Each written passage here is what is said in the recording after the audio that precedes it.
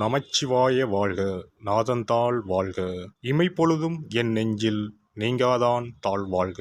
வாழ்க வளமுடன். அனைவருக்கும் இனிய வணக்கங்கள். நாம் இந்த பதிவில் பிறக்கப் போகும் அக்டோபர் மாதத்திற்கான உங்கள் ராசிக்கான பலன் என்ன என்பதனை பற்றி விரிவாக காண்போம்.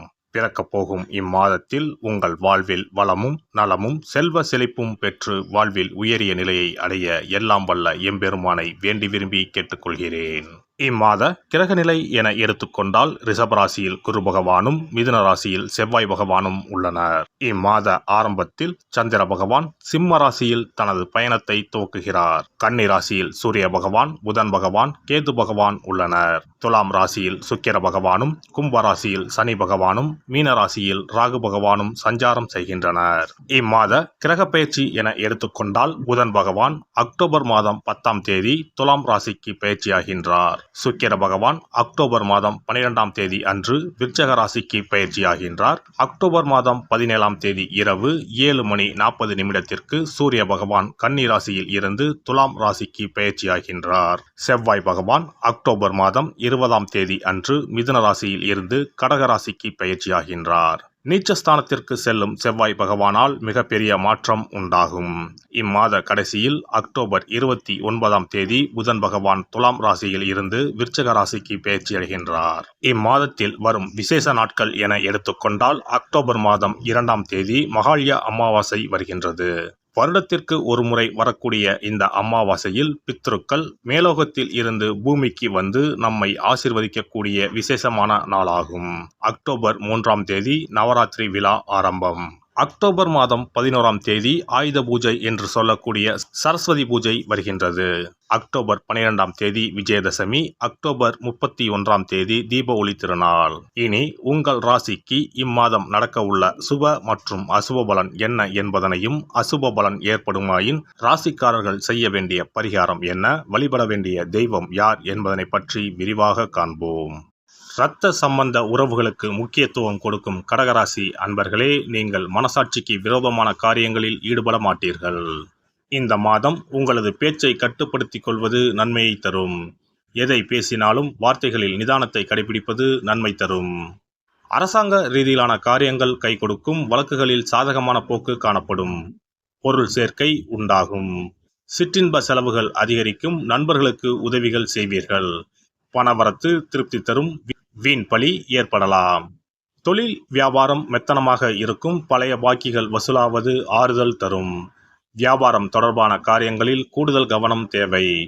உத்தியோகத்தில் இருப்பவர்கள் வீண் அலைச்சலை சந்திக்க வேண்டி இருக்கும். அலுவலகத்தில் யாரை பற்றியும் புறம் கூறாமல் இருப்பது நன்மை தரும். உங்களுடைய பொருட்களை கவனமாக வைத்துக் கொள்வது அவசியம். குடும்பஸ்தானத்தில் கேது பகவான் இருக்கிறார். குடும்பத்தில் இருப்பவர்களுடன் அனுசரித்து செல்வது நல்லது. கணவன் மனைவிக்கு இடையே மனம் விட்டு பேசி எடுக்கும் முடிவுகள் நன்மை தரும். பிள்ளைகளை தட்டி கொடுத்து எதையும் செய்ய சொல்வது நல்லது. உங்கள் கருத்துகளுக்கு மதிப்பில்லாமல் போகலாம். பெண்களுக்கு பணவரத்து திருப்தி தரும். வீண் பேச்சை குறைப்பது நன்மையை தரும். கலைத்துறையினர் வீண் விவகாரங்களில் தலையிடாமல் ஒதுங்கி சென்று விடுவது நல்லது. மற்றவர்களுக்கு உதவும் போது கவனமாக இருப்பது நல்லது. மனதில் மகிழ்ச்சி உண்டாகும்படியான நிகழ்ச்சிகள் நடக்கும். அரசியல் துறையினருக்கு கடின உழைப்புக்கு பின் முன்னேற்றம் அடைவீர்கள். எதிர்பார்த்த ஒப்பந்தங்கள் வந்து சேரும். மேலிடத்தை திருப்தி செய்ய கூடுதலாக உழைக்க வேண்டியிருக்கும். தொண்டர்களின் பாராட்டுகளை பெறுவீர்கள். மாணவர்களை பொறுத்தவரை கல்வியில் முன்னேற்றம் அடைய அதிக கவனத்துடன் பாடங்களை படிப்பது நல்லது. நட்சத்திர பலன்கள் புனர்பூசம் 4ஆம் பாதம். குழந்தைகளால் நன்மை பெறுவீர்கள். வாழ்க்கை துணை வழி உறவினர்களின் உதவிகள் கிடைக்கும். பொன் பொருள் சேரும். மனதில் அமைதி குறையும். எல்லா விதத்திலும் பரபரப்பு தொற்றிக்கொள்ளும். பங்கு மார்க்கெட் நல்ல லாபத்தை தரும். அரசியல்வாதிகளுக்கு பெண்கள் உதவியால் உயர் பதவி கிடைக்கும். பிள்ளைகளால் அனுகூலமும் லாபமும் உண்டு. பூசம் நட்சத்திரம். அனைத்து விதங்களிலும் நன்மைகளையே பெறும் கிரக காலகட்டத்தில் இருக்கிறீர்கள். சுப காரியங்களுக்கான வாய்ப்புகள் தேடி வரும்.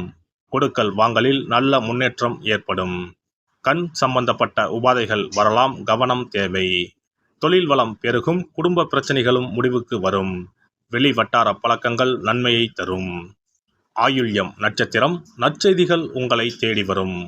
உடன்பிறப்புகள் அனைவரும் சந்தோஷமாக இருப்பார்கள். அவர்களுக்காக சில தியாகங்களையும் செய்வீர்கள். வீடு நிலபுலன்கள் உங்களை வந்தடையும். அதிலுள்ள பிரச்சனைகளும் தீரும். குழந்தைகளின் கல்வி நடத்தை மிகவும் நன்றாக இருக்கும். பொன் பொருள் ஆபரண சேர்க்கை உண்டு. வியாபாரிகள் வெளிநாடு பயணம் செல்வார்கள். திங்கள் கிழமை தோறும் சிவனையும் அம்பாளையும் வணங்குங்கள். நல்லதே நடக்கும். சிறப்பு பரிகாரம். சொந்த வீடு அமைவதற்கு ஆன்மீக பரிகாரம். சொந்த வீடு கனவு நிறைவேற வேண்டும் என்பதற்காக எத்தனையோ கோவிலுக்கு சென்று எத்தனையோ பூஜை வழிபாடு என செய்தும் ஒன்றும் நடக்கவில்லை என்பவர்கள் வீட்டிலேயே இந்த எளிய பரிகாரத்தை செய்து வந்தால் நல்ல பலன் கிடைக்கும். எளிமையான இந்த 2 பரிகாரங்களை செய்து வந்தால் விரைவில் சொந்த வீடு யோகம் அமையும். அதனால் நம்பிக்கையுடன் இந்த சக்தி வாய்ந்த வழிபாட்டை செய்து வரவும். எவ்வளவுதான் சொத்து பணம் இருந்தாலும் நமக்கென்று ஒரு வீடு இல்லை என்றால் அது மனக்குறையாகவே இருக்கும். சொந்த வீடு வாங்க முடியவில்லையே என்பது பலரின் ஏக்கமாகவும் கனவாகவும் இருந்து வருகிறது. சொந்த வீடு வாங்க வேண்டும். வாங்கிய இடத்தில் விரைவில் வீடு கட்ட வேண்டும். ஏற்கனவே துவங்கியிருந்த வீட்டின் பணிகளை பணப்பற்றாக்குறையால் கட்டி முடிக்க முடியவில்லையே என்ற கவலையில் இருப்பவர்கள் ஏராளம். இப்படிப்பட்டவர்கள் வீட்டிலேயே எளிமையான 2 பரிகாரங்களை தொடர்ந்து செய்து வந்தாலே போதும். சொந்த வீடு வாங்க வேண்டும் என்று நினைப்பவர்கள், அதற்கான முயற்சியில் ஈடுபட்டிருப்பவர்கள் ஒரு சிறிய அகல் விளக்கில் விளக்கெண்ணெய் ஊற்றி தீபம் ஏற்ற வேண்டும். மகா விஷ்ணுவின் அவதாரங்களில் ஒன்றான வாமனரை மனதில் நினைத்து சொந்த வீடு அமைய வேண்டும் என்று பிரார்த்தனை செய்து கொண்டு மாதந்தோறும் வரும் திருவோண நட்சத்திரத்தன்று வீட்டின் அக்னி மூலையான தென்மேற்கு மூலையில் இந்த விளக்கை ஏற்றி வைக்க வேண்டும். அக்னி திசை என்பது மண்ணுக்குரிய திசையாகும். அதாவது அங்காரகன் எனப்படும் செவ்வாய் பகவானுக்கு உரிய திசை இதுவாகும். 3 அடி மண் கேட்டு 3 உலகையும் அளந்தவர் வாமனன். அதனால் அவரை நினைத்து பால் பாயசம் நிவேதனமாக படைத்து வழிபட்டு வந்தால் விரைவில் சொந்த வீடு யோகம் அமையும். மற்றொரு பரிகாரமாக வீட்டில் பயன்படுத்தும் காமாட்சி விளக்கு அல்லது கஜலட்சுமி விளக்கு அல்லது வழக்கமாக பயன்படுத்தும் ஏதாவது ஒரு விளக்கை எடுத்துக்கொள்ளுங்கள். விளக்கை சுத்தம் செய்து மஞ்சள் குங்குமம் வைத்து வாசனை மிகுந்த வெள்ளை நிற பூக்கள் சாற்றுங்கள். பிறகு 5 ரூபாய் நாணயத்தை விளக்கிற்குள் போட்டு நெய் அல்லது எண்ணெய் ஊற்றுங்கள்.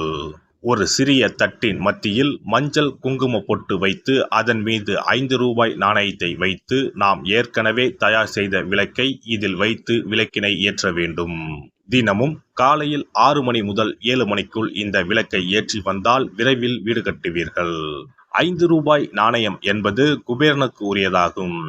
இதை விளக்கில் போட்டு ஏற்றுவதால் வீடு கட்டுவதற்கான அல்லது வீடு வாங்குவதற்கான பணம் ஏதாவது ஒரு வழியில் உங்களுக்கு கிடைக்கும். காலை 6 மணி முதல் 7 மணி வரையிலான நேரம் என்பது ஞாயிற்றுக்கிழமையில் சூரியன், திங்கள் கிழமையில் சந்திரன், செவ்வாய்க்கிழமையில் செவ்வாய், புதன் கிழமையில் புதன், வியாழக்கிழமையில் குரு, வெள்ளிக்கிழமையில் சுக்கிரன், சனிக்கிழமையில் சனி என நவக்கிரகங்களில் பாவ கிரகங்களான ராகு கேதுவை தவிர்த்து மற்ற 7 கிரகங்களையும் குறிக்கும் ஹோரை நேரமாகும். இந்த நேரத்தில் விளக்கு ஏற்றுவதால் நவக்கிரகங்களின் அருள் கிடைத்து பூமி யோகம் உண்டாகும். எந்த ஒரு பரிகாரம் என்றாலும் மனதில் முழு நம்பிக்கையோடும் இறைவனை உறுதியாக வேண்டி வழிபாடு செய்தால் மட்டுமே பலன் தரும். எளிமையான இந்த பரிகாரத்தை தொடர்ந்து செய்து பயன்பெறுங்கள். எல்லாம் வல்ல இறையருளால் நீங்களும் உங்கள் அன்பு குடும்பமும் உடல் நலம், நீலாயுள், நிறை செல்வம், உயர் புகழ், மெய்ஞானம் ஓங்கி வாழ்க வளமுடன். இந்த வீடியோ பதிவு உங்களுக்கு பிடித்திருந்தால் லைக் பண்ணுங்க, கமெண்ட் பண்ணுங்க, ஷேர் பண்ணுங்க, மறக்காம சப்ஸ்கிரைப் பண்ணுங்க, பக்கத்துல இருக்கிற பெல் பட்டனை கிளிக் பண்ணுங்க. நன்றி, வணக்கம். ஓம் நமச்சிவாய. சிவாய நம.